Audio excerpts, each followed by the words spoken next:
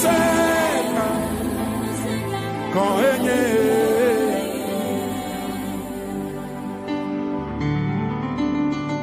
maufonu se ekpotole dochi ale yo dole plemala ekpotole nenema amesiame ekawesela tueliwa koto refesa wala ma wulu je écrivez nada kamali ya wofo no twale le oyabe elisa anya maufa monya mausuba ayo no elia wuchi ayo bia no sa ayo pai bagbaji ayo mausa o kale bibla brobe elisa abaku ayo wati ayo asifetola. Alléluia. Amen.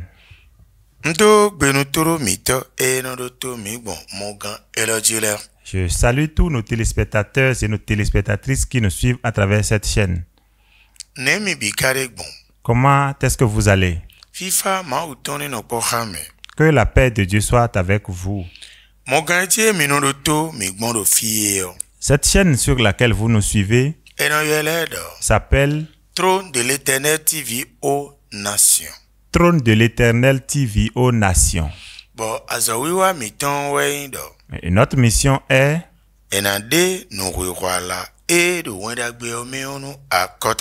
la révélation du sens de l'évangile aux nations.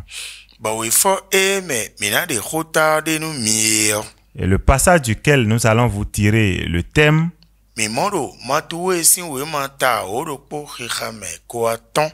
est l'évangile de Matthieu, chapitre 11, le verset 25.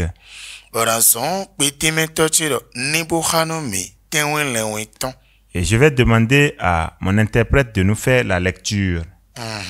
Matthieu, chapitre 11, verset 25. En ce temps-là, Jésus prit la parole et dit: Je te loue, Père, Seigneur du ciel et de la terre, de ce que tu as caché ces choses aux sages et aux intelligents,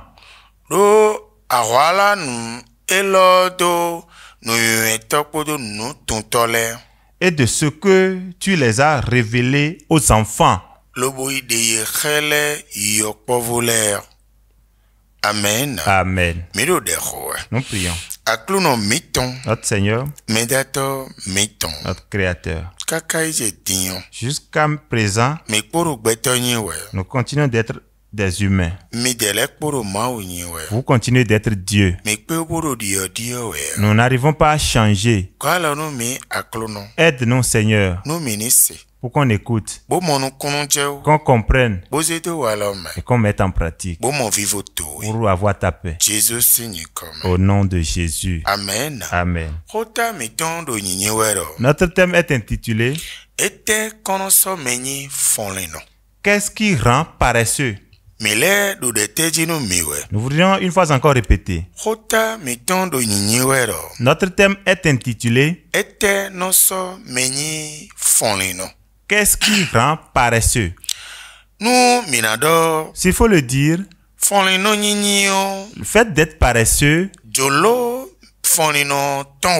cela ne dépend pas du paresseux.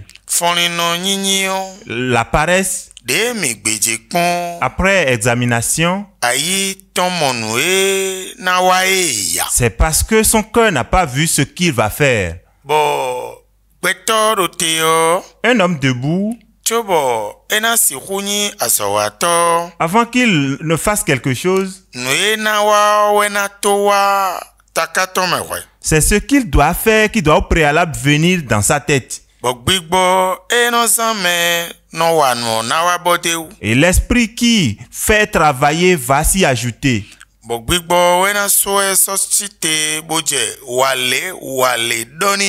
Et c'est l'esprit qui va le faire lever, va commencer à lui dire fais ceci, fais telle chose, fais telle chose. Si vous voyez quelqu'un qui est travailleur, vous verrez que c'est ce qu'il doit faire qui est au préalable venu dans sa tête. Et l'esprit qui va l'utiliser à travailler vient siéger.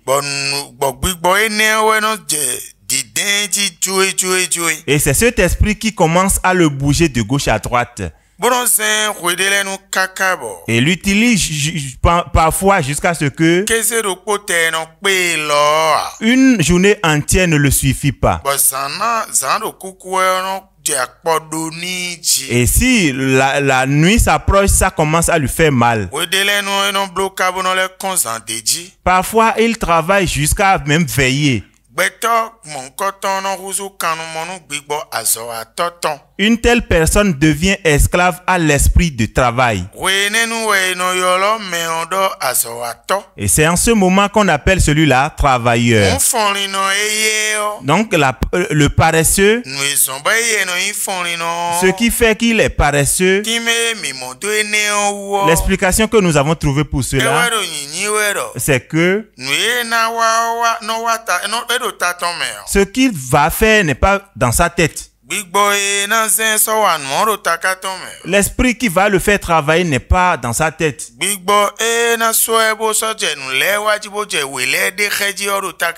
L'esprit qui va commencer à le faire travailler, qui va l'amener à réfléchir n'est pas dans sa tête. Vous allez voir qu'une telle personne se laisse au sommeil. Et c'est en ce moment qu'on l'appelle paresseux. Et maintenant, au lieu de l'insulter en disant paresseux, paresseux,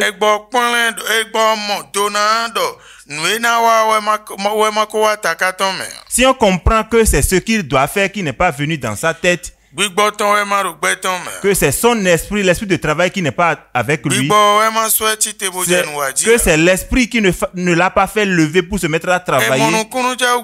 Et si on le comprenait ainsi, la paresse ne devrait pas être une insulte. Si normalement, on devrait s'approcher d'une telle personne.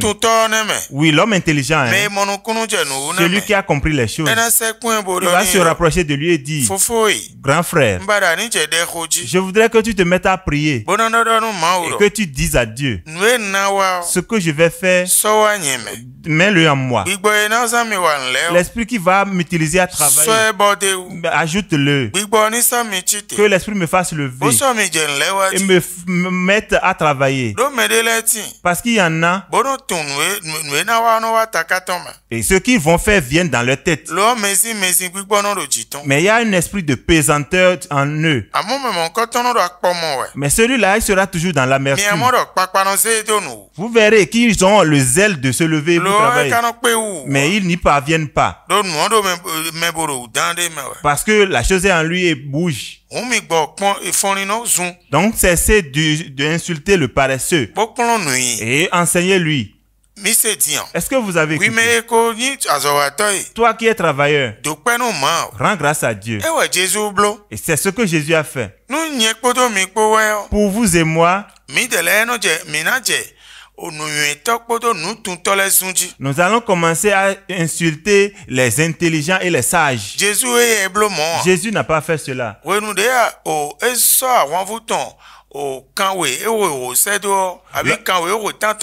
Lorsqu'il a envoyé 72 de ses disciples, et arrivé là-bas, ce qu'il leur a dit s'est passé, on dit Jésus était content. Et il dit: je te rends grâce, Père, toi qui as créé les cieux et la terre.